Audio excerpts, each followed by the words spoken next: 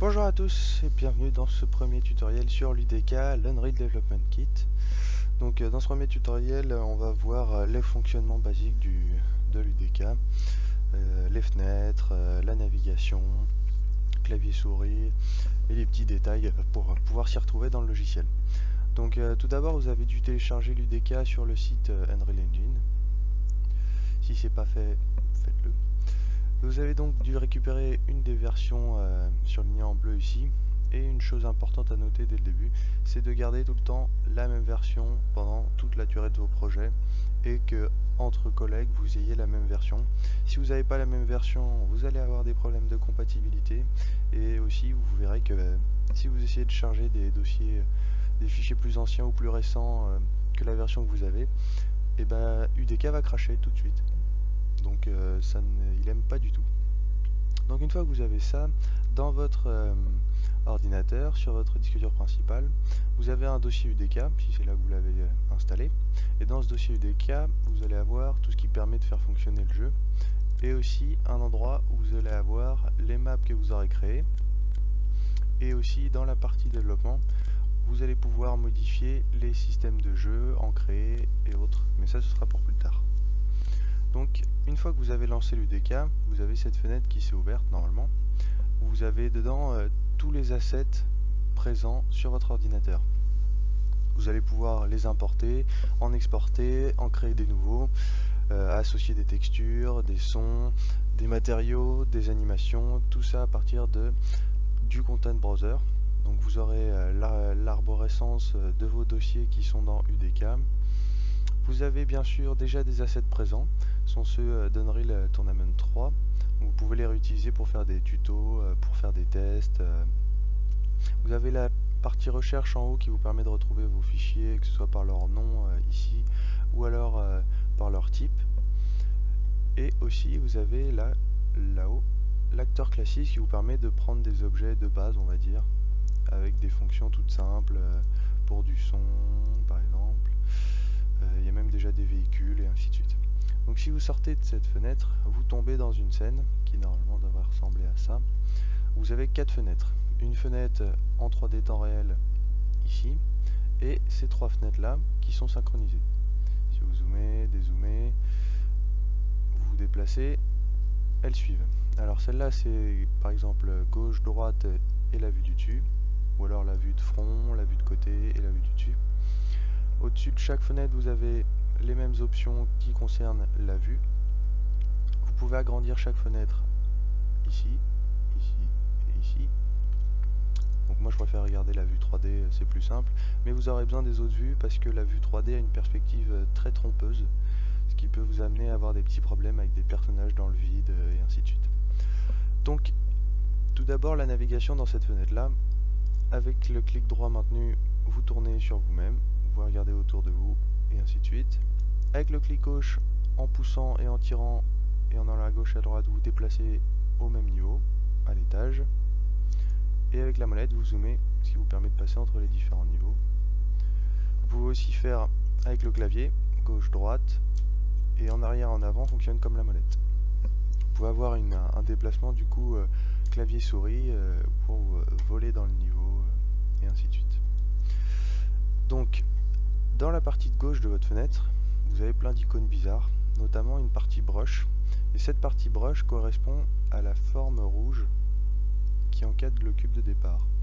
Cette forme rouge, vous allez pouvoir l'utiliser pour remplir et creuser dans le niveau, puisque à l'origine, l'Unreal Development Kit était, dans les tout débuts du jeu vidéo, était utilisé pour faire donc des niveaux en couloir, ce qui fait qu'il n'y avait pas besoin d'avoir un ciel ou c'était pas des univers ouverts.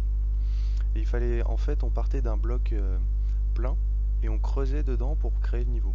Sauf que de nos jours, c'est plus viable et comme on fait beaucoup d'univers ouverts, on fait l'inverse. On part d'un univers vide qu'on remplit petit à petit. Et donc la broche, elle nous permet de remplir l'univers avec des formes. Ici, on a un cube. Si vous cliquez sur le cône, vous avez un cône, des escaliers, un cylindre, une plane et une sphère. Pour remplir cette forme, vous allez dans la partie CSG et vous cliquez dans Add, ça vous rajoute un cube. Subtract, ça vous enlève la forme de la broche à chaque fois. et ces deux parties là qui sont un peu plus complexes, on n'ira pas dessus. Il y a d'autres parties pour créer des terrains, pour gérer les caméras et ainsi de suite, pour créer des arbres, mais ça aussi pour le moment on n'en a pas besoin. Donc ensuite on a la partie vue qui vous permet de voir en fil de fer, sans éclairage, avec un éclairage détaillé, juste l'éclairage, voilà. Ensuite vous avez la partie bien sûr sauvegarder, ouvrir, revenir en arrière. Le choix des icônes ici c'est pour la souris, donc juste un curseur de sélection, le curseur de déplacement, le curseur de rotation, le curseur de scale qui vous le fait dans tous les sens, et celui-ci qui vous permet de choisir dans quel sens vous voulez agrandir. Vous pouvez aussi changer avec la barre espace et naviguer entre les trois. Ensuite vous avez le Find Actor, ça vous permet de retrouver un élément de votre scène.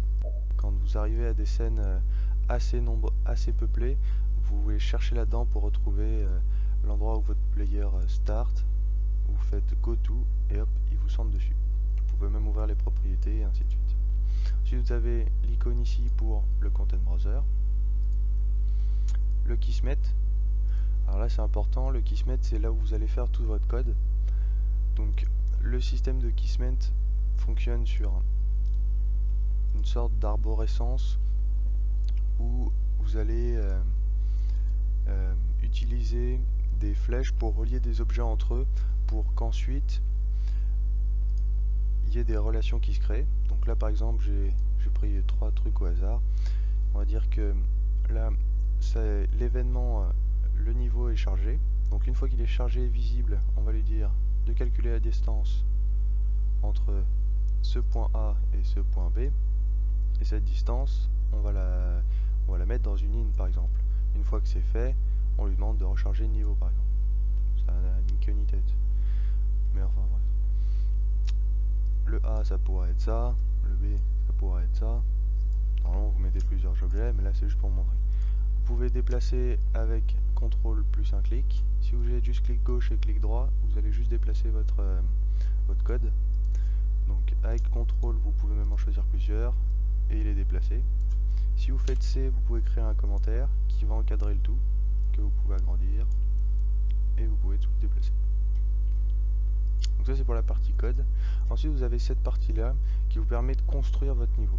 Donc de construire la géométrie, la lumière, les chemins ou le tout. Une fois que c'est fait et que vous pouvez alors lancer le test du jeu et jouer dans l'UDK. Donc vous faites soit la flèche bleue pour jouer dans la partie viewport. Donc là on est dedans. On peut se déplacer avec ZQSD. Mais comme l'UDK est anglais, il faut passer en QWERTY, donc Alt Shift, et là vous pouvez vous déplacer normalement avec ZQSD. Après vous pouvez refaire un Alt Shift pour repasser normalement. Vous faites échappe pour sortir de ce mode là, ou alors vous faites la petite flèche verte, et là ça vous ouvre une autre fenêtre. Même idée, vous pouvez vous déplacer, tester votre jeu, et il vous écrit en haut à gauche les problèmes. Donc là par exemple il met que j'ai besoin de reconstruire les lumières. Donc là on a vu une introduction rapide et je pense que vous avez tout compris. Donc là c'est vraiment les bases pour pouvoir se repérer, créer un petit niveau rapidement, vous déplacer, vraiment tâter le terrain on va dire. Vous pouvez commencer à prendre vos marques et à placer des cubes partout, à changer leur taille, créer une maison et ainsi de suite. Bon voilà, ce sera tout pour moi. Au revoir et merci.